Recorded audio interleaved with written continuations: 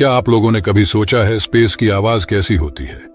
पहली बात तो अंतरिक्ष पूरी तरह से शांत है और यहाँ कोई हवा मौजूद नहीं है, क्योंकि अंतरिक्ष एक वैक्यूम है और ध्वनि तरंगें वैक्यूम के माध्यम से यात्रा नहीं कर सकती। लेकिन फिर भी अंतरिक्ष में मौजूद रेडियो वेव्स द्वारा वस्तुओं की आवाज को सुना जा सकता है और वैज्ञानिकों ने इसी तरह स्पेस से आने वाले रेडियो वेव्स को साउंड वेव्स में कन्वर्ट किया। तो चलिए अंतरिक्ष में मौजूद उन रहस्यमय आवाजों को सुनते हैं।